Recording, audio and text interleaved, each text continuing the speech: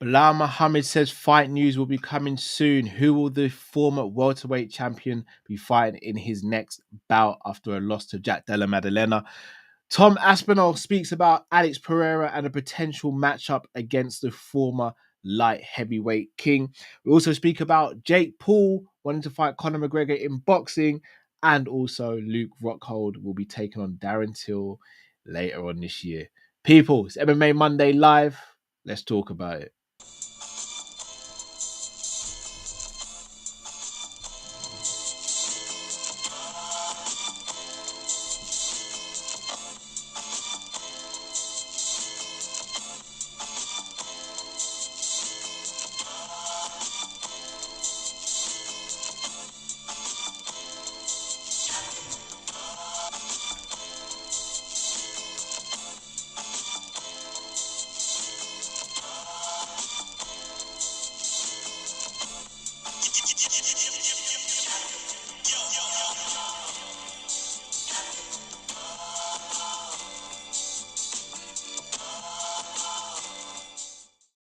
Yes, lovely people. Hope you're well. Big up. Thank you for joining this show, MMA Monday Live. Going to be speaking about a few things, and first and foremost, I'm going to ask, smash that like button, subscribe if you're new to the channel. On the road to 8,000 subs. Shout out to Skits in the chat, Scraps, Cringe Gov, Liam as well. Big up to each and every one of you.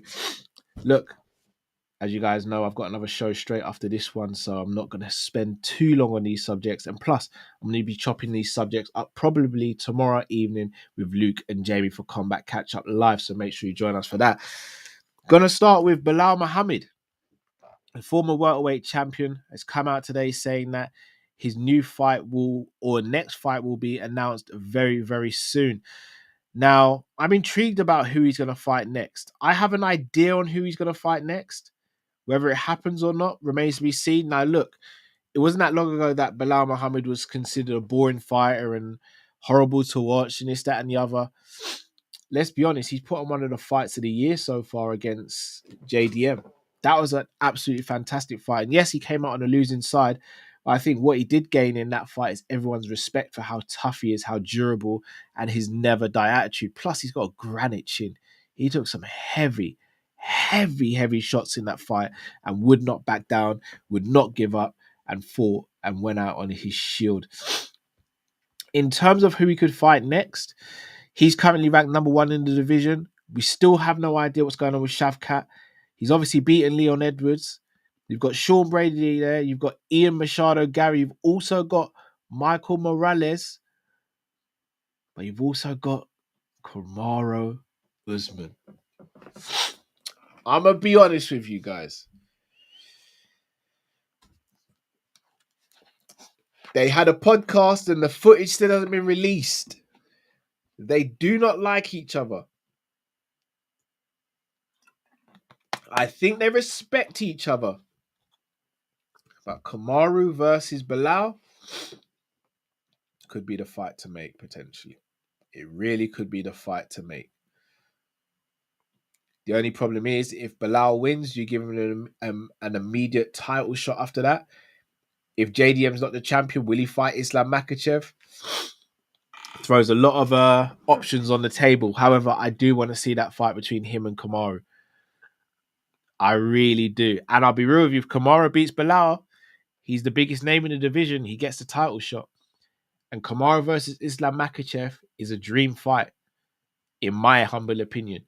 A dream fight would have been Kamaru versus Khabib. It never happened, though. Kamaru versus Islam, for me, that's a dream fight. It really is. And I'd love to see that happen. So let me know in the comment section, guys, who do you think Belal Muhammad's next opponent will be? And do you think I'm completely off the pace here by recommending him fighting Kamaru Usman? Next topic. I'm going to play a clip for you guys from Jake Paul on the Jackson podcast. Hopefully you don't get copyrighted. If I do, then it is what it is. Not much I can do about it at this stage. But I'm going to play and hope for the best. So you guys should be able You to. want Conor McGregor in a boxing match? Yeah, but he would never do it. He's scared of you? Yeah, 1,000%. You think Conor McGregor is scared? Bro, look at what Nate Diaz did to him with his hands. Nate Diaz didn't land a single punch on me. Out of everyone I fought, the weakest puncher is Nate Diaz. Nate Diaz hurting Conor McGregor like that, and I make easy work of Nate Diaz, put him on his fucking face. McGregor is watching that like, oh, I'll never fucking fight this kid, bro. He needs to fight rehab first. You want Conor McGregor? Strong words from Jake Paul. Look, Jake Paul's a lot bigger than Conor McGregor. That is one thing I will say. Boxing for boxing, he's not better than Conor McGregor as a boxer. I'll go out on a limb and say that. In fact, I can't even say that. Prime Conor McGregor is a better boxer than Jake Paul. I don't know what version of Conor McGregor is there now. And shout out to Scraps, you're right. McGregor fought Diaz at Diaz's peak. And you have to understand you've got clinching involved as well. It's not just boxing in MMA. Two completely different sports, even though there is boxing in MMA, it's two completely different sports. It's like comparing rugby and football just because rugby players can kick a rugby ball. Two different sports. I don't like the idea of Conor fighting Jake Paul in boxing. Jake Paul, like him or not, he's dedicated to his craft and he's dedicated to the game. Conor McGregor isn't. And I think that's pretty obvious. If I'm being honest, I understand why Jake Paul's calling for the fight because Conor McGregor is still a massive name and it's still a massive draw. But if Jake Paul actually wants to fight for a world title and he actually thinks he's that guy, and if he thinks he can beat Anthony Joshua, go and fight Anthony Joshua. Anthony Joshua's a boxer, a guy who's heavier than you, a guy who's a professional boxer and is active. Go fight Joshua. You've talked about it a lot. Go fight Joshua. I want to hear about Conor McGregor. When was the last time you saw Conor McGregor in any sort of combat situation? Go fight Anthony Joshua. You say you can knock out Anthony Joshua? Go and knock him out then. That's the fight I want to see. Because I think Joshua is someone that takes Jake Paul very seriously, takes boxing very seriously. We saw what he did to Francis Ngannou. You want to fight? Anthony Joshua is your man. Quick little side mission for Anthony Joshua, quick little cash grab, and then he's back to doing whatever he wants to do after that. On to the next topic, and this one is a big thing for me, and I'm really intrigued by this. I'm going to do a video on the heavyweights that'll be coming out tomorrow morning or early afternoon, so do look out for that, please, guys. Right, so this is from Tom Aspinall reacting to Alex Pereira's viral weight gain. I think the weight thing, the guy and his team know what they're doing on social media. They know how to make headlines, which is good. Maybe he's just teasing a move to heavyweight. Maybe he'll be in.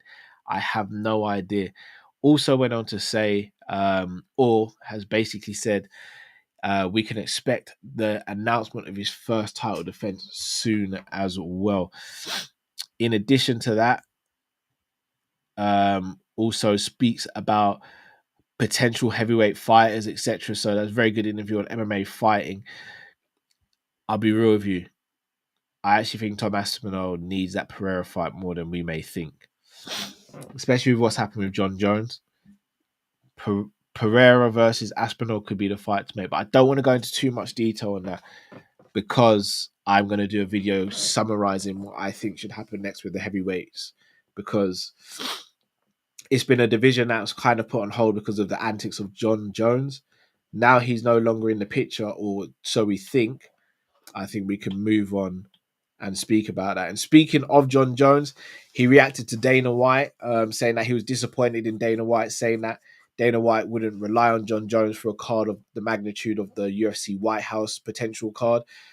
Jon Jones acted as though he shouldn't be saying that. Dana White shouldn't be saying that. Jon Jones has been proven to be very unreliable over the years. If you're going to put on a card at the White House, you have to be sure that the people you're putting on the card are 90% certain to join that card. And the reason I say 90% is because injuries can happen. The nature of training and sparring, etc. Injuries can happen. But Jon Jones could wake up one morning and change his mind and not be involved. And that's not something the UFC need or want. So I agree with Dana White. I don't always agree with Dana White, but I agree with him there. And look, I wouldn't be surprised if Jon Jones gets a place on that card, but he definitely can't be the main event in my opinion because he's not reliable enough. But then it throws into question who would be the main event. It'd have to be Conor. But is Conor reliable in 2025/2026? I don't know. And speaking of us seeing a fight in 2025 that I never thought I would see, and that is Luke Rockhold taking on Darren Till in Boxing Misfits. I believe that is in September or late August. I'm intrigued by the fight. I actually think Till's got the advantage in this. If this was an MMA fight, I'd lean towards Luke Rockhold with his wrestling, his jiu-jitsu, and his kicking. But in a straight up boxing match, I think I've got Darren Till. So people, look, as I said, it wasn't going to be a long one. I'm going to be back tomorrow with Jamie and Luke for Combat Catch Up Live. And also we'll have a video speaking about the heavyweights as well. So make sure you look out for that. People, if you haven't already, smash that like button. Subscribe if you're new to the channel. This has been MMA Monday, just giving you a quick news breakdown and rundown. Thank you all for watching and listening. Till we see you again. Take it easy, people.